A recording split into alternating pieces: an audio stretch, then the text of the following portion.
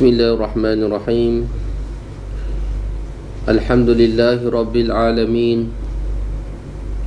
Wa bihi nasta'in ala umuri dunya waddin. Allahumma salli wa sallim wa barik ala sayyidina Muhammad wa ala alihi wa sahbihi ajma'in. Subhanaka la ilma lana illa ma 'allamtana innaka antal alimul hakim. Rabbi shrah li sadri wa yassir li amri wahlul 'uqdatam min lisani yafqahu qawli. Rabbi yassir wa la tu'assir wa tammim bil khair ya fattah ya alim wa bika nasta'in. Rabbi zidni ilma warzuqni fahma. Allahumma ij'alna minal ladzina yastami'una al-qawla fayattabi'una ahsanah. Ulaika alladzina hadahumullah wa ulaika hum ulul albab.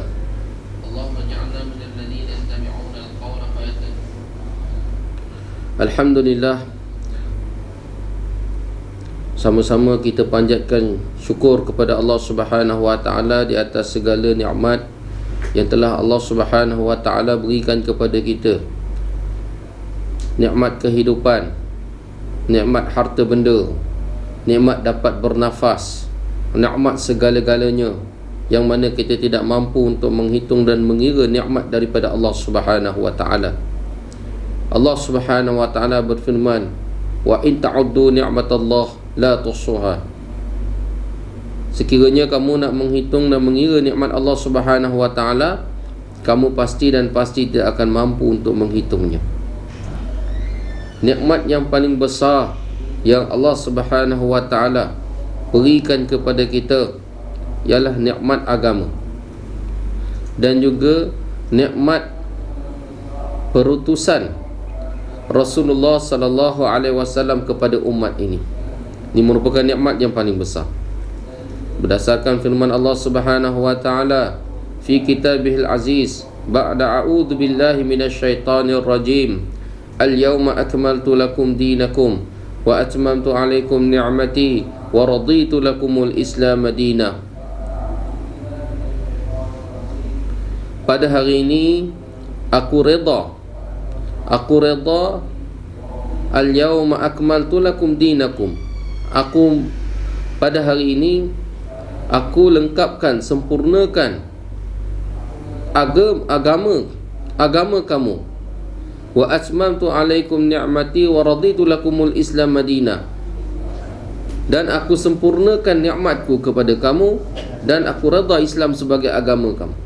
Jadi di dalam ayat ini Allah Subhanahu wa taala menjelaskan kepada kita bahawasanya Islam itu adalah satu nikmat daripada Allah. Kesempurnaan agama adalah merupakan satu nikmat yang paling besar daripada Allah Subhanahu wa taala. Dan juga nikmat yang kedua ialah nikmat perutusan baginda Nabi sallallahu alaihi wasallam kepada kita. Berdasarkan firman Allah Subhanahu wa taala, ba'da a'udzu billahi minasyaitonir rajim. Laqad manna Allahu 'alal mu'minin id ba'atha fihim rasulan min anfusihim yatlu 'alaihim ayatihi wa yuzakkihim wa yu'allimuhumul kitaba wal hikmah wa in kanu min qablu lafi dhalalin mubin. Sesungguhnya laqad manna Allahu 'alal mu'minin, Allah Subhanahu wa taala memberikan nikmat kepada orang-orang yang beriman. Id ba'atha fihim rasulan min anfusihim, ketika mana Allah Subhanahu wa taala telah menghantar kepada orang-orang beriman rasul daripada kalangan mereka, iaitu rasul daripada kalangan manusia sendiri. Yatlu alaihim ayatih. Dan di antara tugas dan kerja yang telah dilakukan oleh Rasul sallallahu alaihi wasallam ialah yatlu alaihim ayatih. Rasul alaihi wassalatu wassalam telah membacakan ayat-ayat Allah. Maksud membacakan ayat-ayat Allah ini ialah membacakan ayat-ayat Allah untuk berdakwah, mengajak manusia kepada Allah Subhanahu wa taala. Wa yuzakkihim, apabila manusia menerima Islam itu, agama Allah Subhanahu wa taala itu, maka di dalam Islam itu ada tazkiyah, daripada Rasul alaihi wassalatu wassalam. Maka Rasul sallallahu alaihi wasallam akan memberi tarbiyah dan tazkiyah kepada umat yang terawal adalah para sahabat radhiyallahu anhum ajma'in. Mereka ialah golongan yang mendapat tazkiyah, penyucian hati yang terawal daripada Rasulullah sallallahu alaihi wasallam. Penyucian hati dengan mereka mendekatkan diri kepada Allah Subhanahu wa taala dengan mereka bermujahadah dan berjuang untuk menyebarkan agama Allah Subhanahu wa taala. Maka itulah tazkiyah daripada Rasul alaihi wassalatu wassalam kepada para sahabat. Wa yu'allimuhumul kitaba wal hikmah, dan juga satu lagi tugas Rasul yang merupakan nikmat Allah kepada umat ini ialah wa yu'allimuhumul kitaba wal hikmah. Setelah mendakwahkan umat kepada Islam, umat datang kepada Allah, menerima kalimah la ilaha illallah Muhammadur Rasulullah, maka umat itu akan ditazkiyah. Setelah dia berada di dalam Islam, hatinya akan ditazkiyah, dibersihkan. Setelah hati itu bersih, maka Rasul telah mengajar pada mereka wa yu'allimuhumul kitaba wal hikmah wa in kanu min qablu lafi dhalalim mubin. Maka Rasul akan mengajar kepada mereka Al-Kitab, iaitu Al-Quran, perintah-perintah Allah, dan juga hikmah daripada sunnah-sunnah Rasulullah sallallahu alaihi wasallam. Wa in kanu min qablu lafi dhalalim mubin. Sedangkan sebelum perutusan Rasul alaihi wassalatu wassalam, manusia berada dalam kesesatan yang nyata. Tuan-tuan yang dirahmati Allah Subhanahu wa taala, kalaulah kita pada hari ini kita dapat merasakan betapa kasihnya Rasul sallallahu alaihi wasallam, Rasulullah sallallahu alaihi wasallam kepada kita, tuan-tuan, sudah pasti dan pasti kita akan memperjuangkan apa yang telah diperjuangkan oleh Rasulullah sallallahu alaihi wasallam. Sudah pasti dan pasti kita akan menjaga agama ini, menjaga agama lebih daripada segala-galanya. Menjaga agama ni diletak nombor satu. Menjaga perintah Allah ni letak nombor satu daripada segala-galanya.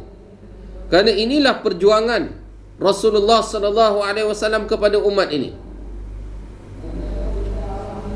Bagaimanakah perjuangan Rasulullah sallallahu alaihi wasallam kepada umat ni? Allah SWT berfirman dalam Al-Quran, la'allaka bakhi'un nafsaka alla yakunu mu'minin. Jadi tuan-tuan yang dirahmati Allah, apa maksud ayat ini? Maksud ayat ini, kamu, wahai Muhammad, kebarangkalian keadaan kamu ini membinasakan diri kamu kerana bahawasanya mereka tidak mahu beriman. Sehingga Allah Subhanahu wa taala menurunkan ayat-ayat Quran menjelaskan tentang keadaan kafir musyrikin, kufar Quraisy, yang mana sebahagian mereka tetap tidak akan beriman.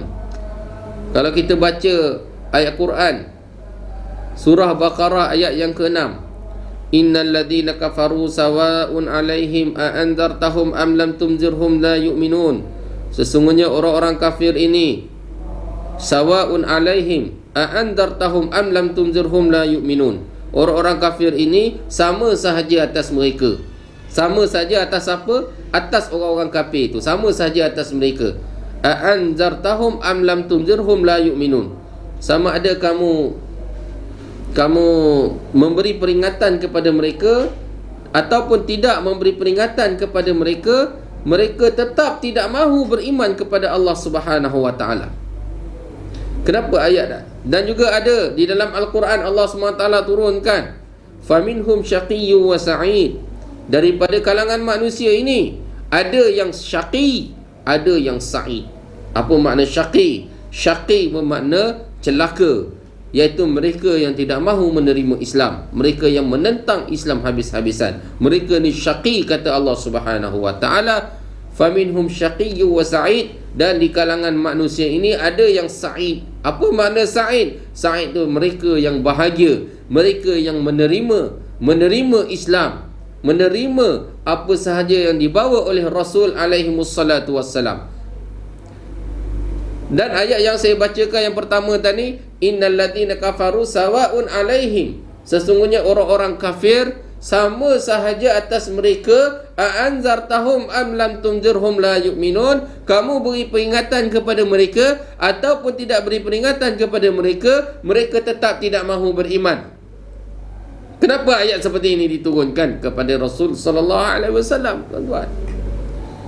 Kerana keadaan Rasul alaihi wassalatu wassalam, keadaan Rasulullah sallallahu alaihi wasallam mengorbankan segala-galanya yang ada pada diri Rasulullah sallallahu alaihi wasallam supaya manusia ini beriman kepada Allah. La'allaka bakhi'un nafsaka alla yakunu mu'minin, kamu wahai Muhammad membinasakan diri kamu sendiri kerana mereka tak nak beriman. Mereka ni memang maksud dia Rasulullah sallallahu alaihi wasallam telah berusaha berbagai-bagai cara, berbagai kaedah supaya orang kafir musyrikin ini menerima Islam. Berbagai-bagai cara mereka menentang, bahkan mereka menentang habis-habisan. Mereka mengata kepada Nabi, memaki Rasulullah sallallahu alaihi wasallam, memukul, menghinakan, berbagai-bagai. Banyak kisah di dalam kitab Hayatus Sahabah bagaimana keadaan perjuangan Nabi sallallahu alaihi wasallam ditentang dengan begitu hebat sekali. Tetapi Nabi sallallahu alaihi wasallam tidak pernah patah semangat untuk menyebarkan Islam. Sekali pun tak pernah patah semangat. Mereka telah buat dengan cara yang kasar, telah datang ugut untuk dibunuhnya Rasulullah sallallahu alaihi wasallam. Berbagai-bagai cara mereka nak menghentikan Nabi sallallahu alaihi wasallam, tetapi semua cara gagal. Semua cara gagal, tak berjaya. Dan Nabi SAW nakkan kepada mereka satu sahaja, beriman. Beriman kepada Allah. Dan Rasulullah telah berusaha berbagai-bagai cara sehingga keadaan Nabi, kamu wahai Muhammad membinasakan diri kamu sendiri kerana mereka tak nak beriman. Kamu ni dah buat macam-macam. Mereka kata kat kamu macam-macam. Ugut kamu, nak bunuh kamu, nak tangkap kamu, pulaukan kamu, 3 tahun tak ada makanan. Bukan kamu Bani Hashim, Bani Muttalib, kena pulau 3 tahun tak ada makanan. Macam-macam mereka buat pada kamu, tetapi kamu tak pernah berhenti, seolah-olah kamu ni dah binasakan diri kamu. Kerana mereka tidak mahu beriman, maka sebab itulah, kerana pada diri Rasulullah sallallahu alaihi wasallam apabila mereka tidak mahu beriman, Rasulullah sallallahu alaihi wasallam mengatakan, Allahumma inni ashku ilaika du'fa quwwati. Ya Allah, aku mengadu kepada kamu di atas kelemahan aku. Tuan-tuan, Rasulullah sallallahu alaihi wasallam telah berhabis-habisan berjuang untuk Islam, berjuang untuk menyebarkan Islam. Pada ketika itu pun Nabi sallallahu alaihi wasallam boleh bagi tahu berdoa kepada Allah, ya Allah, aku mengadu kepada kamu di atas kelemahan aku. Aku mengadu kepadamu di atas kelemahan aku. Jadi apabila orang tidak mahu beriman, Nabi sallallahu alaihi wasallam serahkan diri di sini. Sedangkan Nabi sallallahu alaihi wasallam dah berjuang habis-habisan untuk Islam, menyebarkan risalah Allah Subhanahu wa taala sehabis-habisan. Tapi orang tetap tak nak beriman. Hinakan Nabi, bagi macam-macam. Rasulullah sallallahu alaihi wasallam kena. Maka keadaan seperti itu pun Rasulullah sallallahu alaihi wasallam berdoa kepada Allah, ya Allah, aku ni lemah, kerana salah akulah, kerana kelemahan akulah, kerana silap akulah, kerana salah aku, silap aku, kelemahan aku pada hari ini mereka tidak mahu beriman kepada Engkau, ya Allah. Jadi kerana keadaan seperti itu, Nabi sallallahu alaihi wasallam seolah-olah menghancurkan diri dia untuk menyebarkan Islam, menyebarkan kalimah Allah, menyebarkan kalimah la ilaha illallah Muhammadur Rasulullah. Inilah keadaan Nabi sallallahu alaihi wasallam. Maka Allah SWT turunkan ayat la'allaka bakhi'un nafsaka alla yakunu mu'minin, kerana mereka tidak mahu beriman, kamu wahai Muhammad telah seolah-olah menghancurkan, membinasakan diri kamu sendiri. Maka Allah SWT turunkan ayat. Kata Ibnu Abbas radhiyallahu anhu, Allah SWT turunkan ayat yang saya sebutkan tadi, faminhum syaqiyyun wa sa'id. Sebahagian daripada mereka ni tetaplah celakanya, dan mereka ni ada sebahagian ni yang bahagia. Maksud ayat ni diturunkan nak beritahu, nak memberikan ketenangan kepada Nabi sallallahu alaihi wasallam, wahai Muhammad. Maksud dia nak beritahu pada Rasulullah, wahai Muhammad, kamu ni dah berusaha sungguh-sungguh sampai satu tahap, ya Allah SWT redha dah kamu, cukup dah. Dan mereka ni kalau tak nak beriman tu bukan salah kamu. Kamu wahai Muhammad dah buat sepatutnya apa yang bahkan lebih, bahkan sehabis-habisan kamu telah buat, menyebarkan Islam, menyebarkan kalimah Allah, menyebarkan kalimah la ilaha illallah. Tetapi mereka ni adalah telah menjadi ketetapan Allah, mereka ni tetap tidak akan beriman. Sebab tu Allah SWT beritahu, kamu buat usaha macam mana sekalipun, memang ada golongan yang tidak akan beriman yang menentang kamu. Tapi Rasulullah rasa mereka tak beriman sebab saya ni tak buat dakwah betul-betul, tak menyampaikan Islam betul-betul.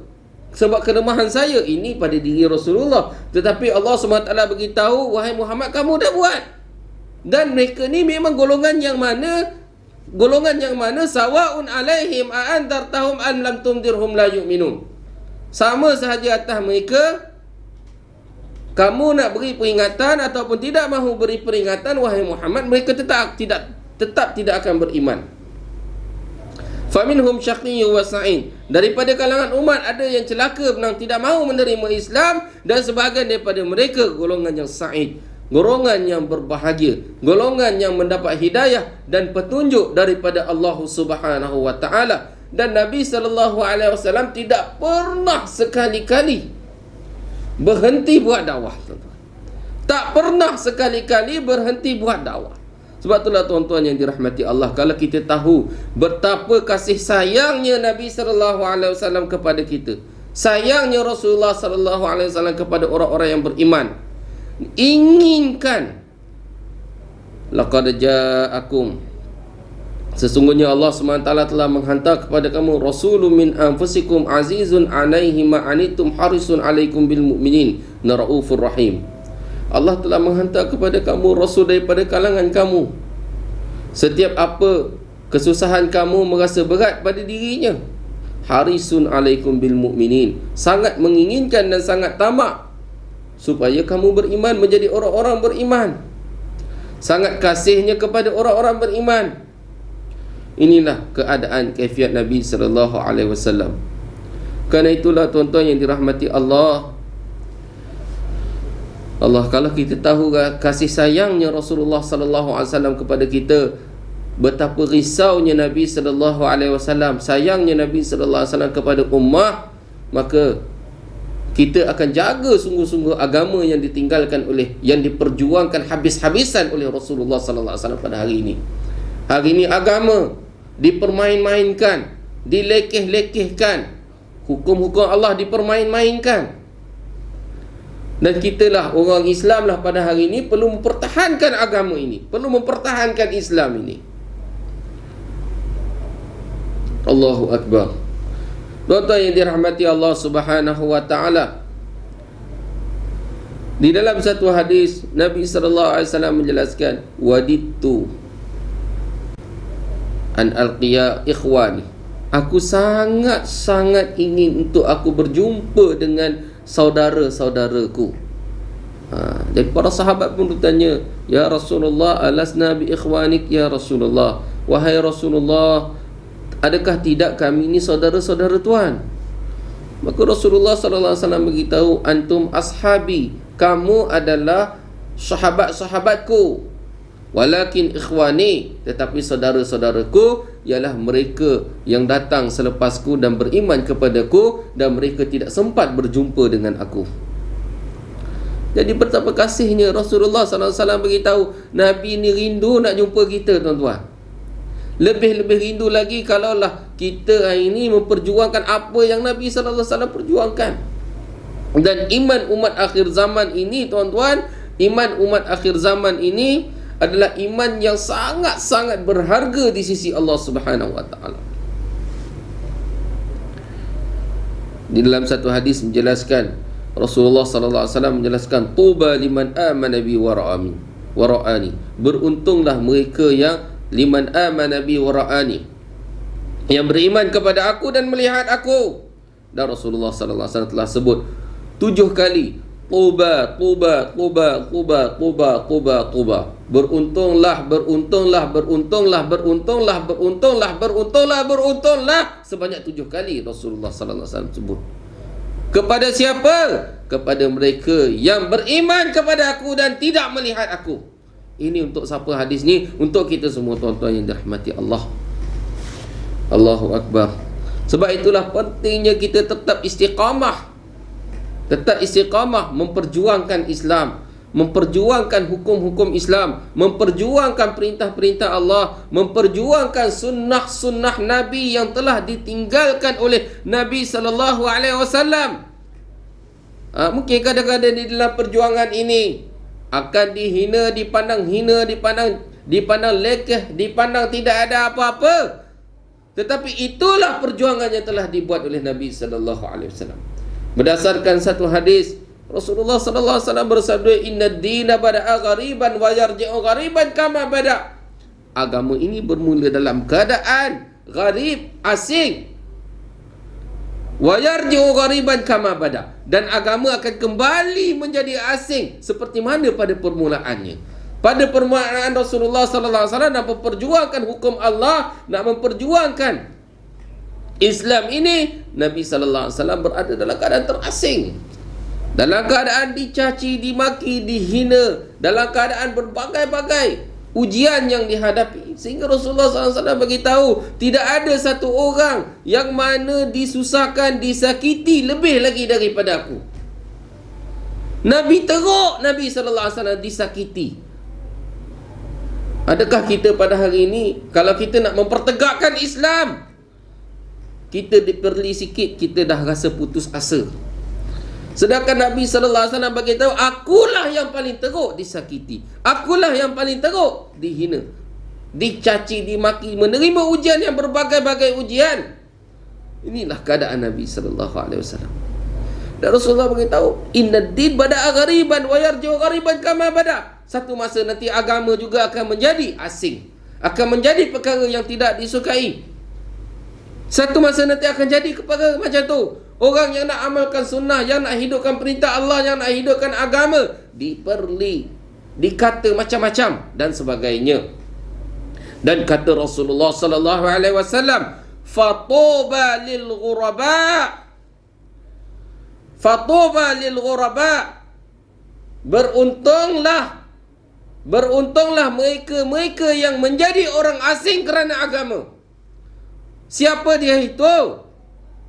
Wahumul ladzina yuslihuna ma afsadan nas min ba'di min sunnati. Mereka itu adalah golongan wahumul ladzina yuslihu, golongan-golongan yang memperbaiki sunnah aku yang telah dirosakkan oleh manusia. Sunnah Nabi yang telah dirosakkan oleh manusia, tuan-tuan. Baiki sunnah Nabi sallallahu alaihi wasallam yang telah dirosakkan oleh manusia. Kecintaan kepada sunnah kehidupan Nabi sallallahu alaihi wasallam. Dan sunnah ini Rasulullah beritahu akan rosak.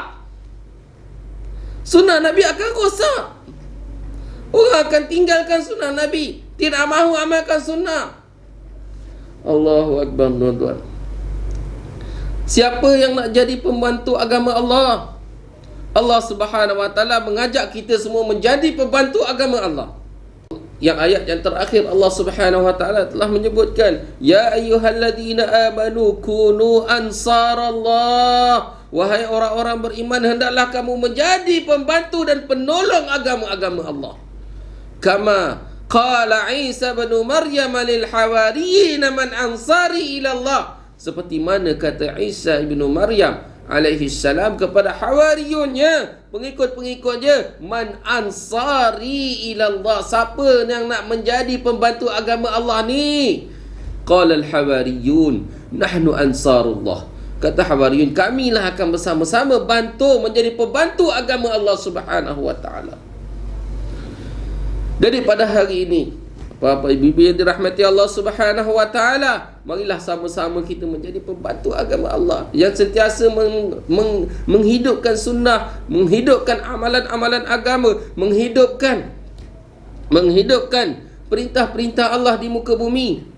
Inilah maksud kita dihidupkan oleh Allah Subhanahu wa taala di muka bumi. Apabila Allah Subhanahu wa taala telah berfirman, wa idz qala rabbuka lil malaikati inni ja'ilu fil ardi khalifah, aku nak menjadikan di muka bumi ini khalifah. Siapa dia khalifah? Ini manusia. Semua manusia ni khalifah. Apa makna khalifah ini? Kata ulama, maksud ayat ini Allah menjadikan kita sebagai khalifah. Khalifah ni ialah orang yang bertanggungjawab untuk menghidupkan perintah-perintah Allah di muka bumi. Hari ini, tuan-tuan yang dirahmati Allah Subhanahu wa taala, di masjid-masjid kita sebenarnya bilangan orang yang datang sembahyang Jumaat, cerita sembahyang lain lah, sembahyang Jumaat tuan-tuan, masih lagi tak sampai pada tahap tak sampai lagi pada tahap sebelum PKP dulu ni. Yang saya perasan lah, sebelum PKP dulu masjid penuh. Lepas PKP telah diberi kebenaran, masjid pun penuh juga. Tapi dia punya penuh tu nampak sama, padahal orang solat berjarak. Telah dibuka seluas-luasnya, tapi macam mana penuh? Penuh, tapi sebenarnya tak penuh. Nampak penuh, tapi sebenarnya tak penuh. Separuh saja. Yang solat Jumaat ni separuh saja daripada yang sebelum PKP tu. Separuh je saya kata. Semalam saya khatib Jumaat, saya tengok, ya Allah, orang datang sembahyang Jumaat ni tak ramai lagi. Padahal dah buka dah. Siapa-siapa nak datang boleh datang. Tapi ada lagi yang tak datang. Dah ada juga saya dengar cerita, sahabat-sahabat saya beritahu, ada orang dia khabar 2 tahun dah tak pergi sembahyang Jumaat, 2 tahun dah tak pergi masjid. Allahu Akbar tuan-tuan. Hari ini adakah kita ni nak mencari alasan?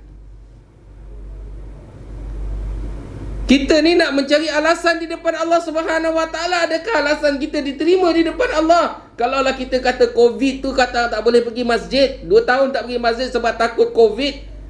2 tahun tu kita ada pergi kedai tak? Ada pergi supermarket tak?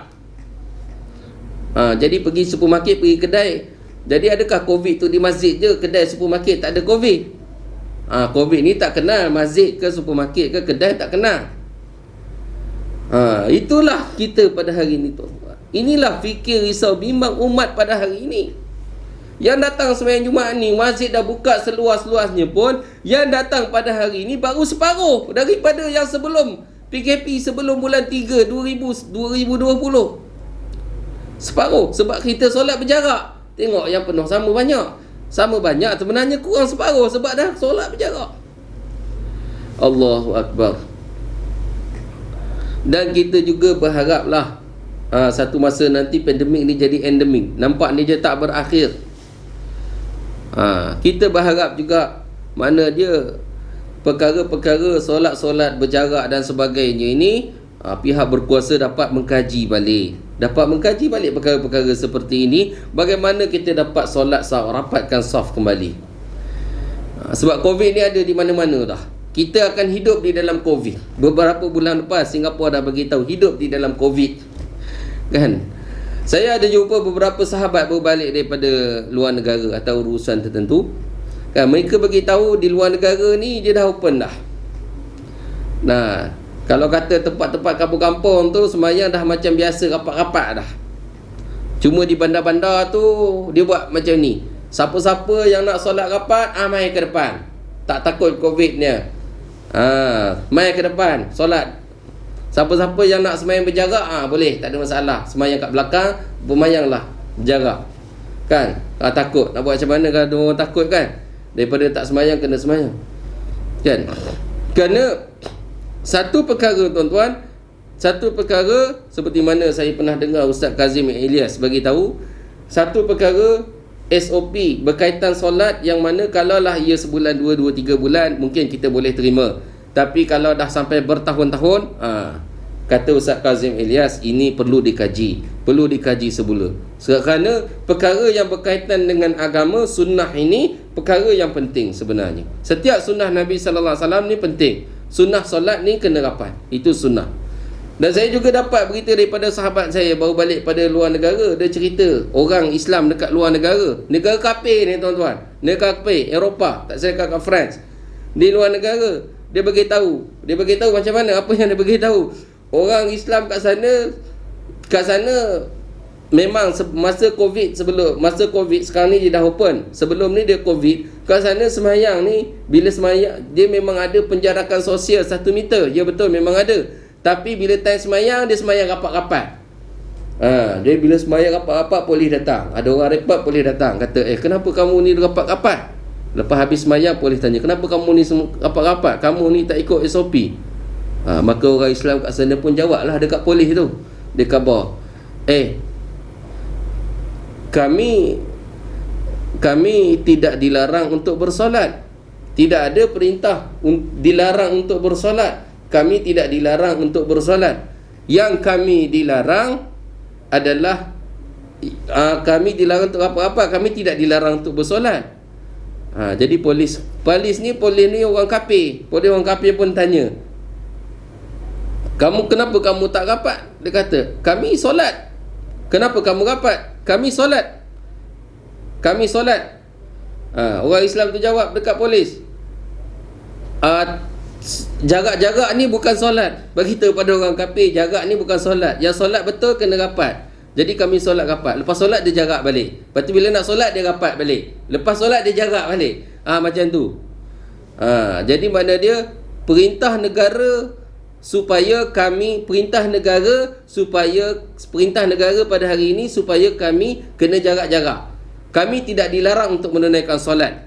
Tapi kami rapat-rapat ni sebab kami tunaikan solat. Jadi lepas solat lepas tu polis orang kafir pun tak boleh nak menjawab dah. Dia kata, macam tu ya macam tu lah. Kalau macam tu tak apalah, jadi lepas je. Jadi kata rapat tu sebab solat je. Lepas solat jarak balik. Lepas tu rapat, nak solat rapat balik. Sebab orang Islam kat sana boleh beritahu pada polis orang kafir ni, boleh beritahu pada dia, beritahu apa? Beritahu kami solat, bukan kami rapat. Solat jarak tak ada, solat kena rapat. Jadi kami rapat. Lepas solat kami jaraklah balik. Mana ada larangan untuk bersolat. Jadi kami solat rapat. Jadi polis kata, macam tu macam tu. Lepas tu lepas, tak ada apa. Ni kawan saya daripada luar negara, dia bagi tahu keadaan macam tu. Jadi itulah seperti mana Ustaz Kazim bagi tahu, makna dia jika sekiranya satu perkara tu bertentangan dengan sunnah, dia dah terlampau lama sangat, takkan sampai 20-30 tahun sampai kiamat nak sembahyang berjarak, maka itu satu keputusan yang mana perlu dikaji semula tuan-tuan. Tambah-tambah pula tak lama lagi nak ijtihad jadi endemik dah, hidup dengan Covid sahaja tuan-tuan. Jadi perkara sunnah Nabi ni adalah satu perkara yang sangat besar.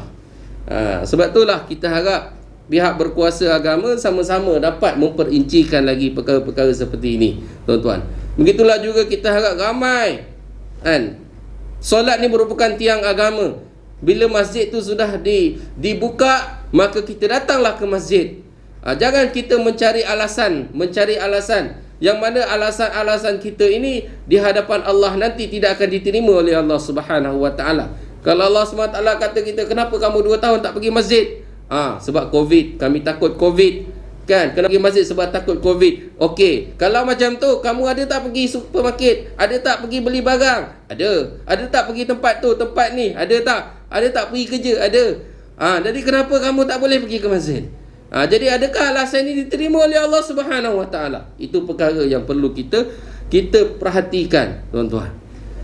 Jadi semoga perkara-perkara seperti ini kita pada hari ini dapat mendekatkan diri kepada Allah Subhanahu Wa Taala, bertaubat kepada Allah, kembali kepada Allah Subhanahu Wa Taala, dan kita dapat mengajak seluruh umat pada hari ini kembali kepada Allah Subhanahu Wa Taala. Jika kita dapat tahu ada di kalangan rakan-rakan kita, jiran-jiran kita, sahabat-sahabat kita yang macam saya sebutkan tadi 2 tahun tak datang ke masjid, pujuk rayulah mereka. Masjid telah dibuka, datanglah ke masjid, datanglah kepada rumah Allah Subhanahu Wa Taala. Allah Subhanahu Wa Taala telah menjanjikan ketenangan ini yang kita duk cari, kita duk rasa Ketenangan kita berada di dalam harta benda yang banyak. Di dalam harta yang banyak kita duk rasa perkara ini, kita duk rasa ketenangan kita datang dalam harta yang banyak, di dalam kesenangan hidup di dunia. Sebenarnya Allah Subhanahu Wa Taala letakkan ketenangan yang sebenarnya di dalam agama. Letak ketenangan yang sebenarnya di dalam mengingati Allah Subhanahu Wa Taala. Ala bi dzikrillah tatma'innul qulub. Ingatlah bahawasanya dengan mengingati Allah Subhanahu Wa Taala, Allah Subhanahu Wa Taala akan memberi ketenangan di dalam hati. Yakinlah dengan firman Allah. Nak ingat Allah Subhanahu Wa Taala ni, nak datang ke masjid, nak amalkan agama ni, mula-mula je rasa susah, rasa berat. Tapi bila kita dapat keseronokan dan kemanisan dalam beribadah itu, maka kita tidak akan tinggalkan dia selama-lamanya.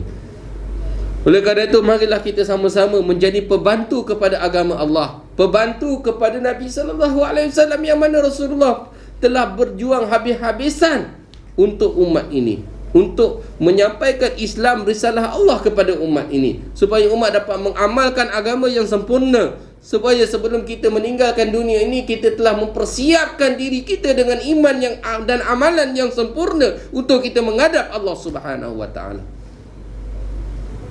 Sama-sama kita saling mengajak kepada kebaikan. Wa ta'awanu 'alal birri wat taqwa. Saling bantu-membantu di atas perkara kebaikan dan perkara ketakwaan. Dan sifat-sifat orang beriman ini Allah SWT menyebut dalam ayat ini. Ayat yang dibacakan dalam khutbah Jumaat baru ni. Wal mu'minuna wal mu'minatu ba'duhum awliya'u ba'd. Ya'muruna bil ma'rufi wa yanhauna 'anil munkar. Orang-orang beriman lelaki dan perempuan, sama-sama orang beriman, sama ada lelaki dan perempuan, ba'duhum awliya'u ba'd. Sebahagiannya akan menjadi saling bantu-membantu kepada sebahagian yang lain. Bantu-membantu dalam urusan apa? Bantu-bantu dalam urusan ya'muruna bil ma'ruf wa yanhauna 'anil munkar. Bantu-membantu dalam urusan amar ma'ruf nahi munkar. Saling mengajak kepada kebaikan dan melarang daripada kemungkaran. Inilah perkara yang mana kita pada hari ini kena buat, tuan-tuan yang dirahmati Allah. Allahu Akbar. Jadi sampai sekadar ini sahaja perkongsian tazkirah kuliah saya pada pagi ini. Semoga apa yang kita dapat disampaikan pada pagi ini, yang kita dengar, Allah Subhanahu Wa Taala meletakkan keinginan dalam hati kita untuk berpegang teguh kepada Islam, untuk kita amalkan dan sampaikan dan bawa kepada seluruh umat, insya-Allah. Subhanallah wa bihamdihi, subhanakallahumma wa bihamdika, asyhadu an la ilaha illa anta, astaghfiruka wa atubu ilaik. Subhana rabbika rabbil izzati amma yasifun, wa salamun alal mursalin, walhamdulillahi rabbil alamin.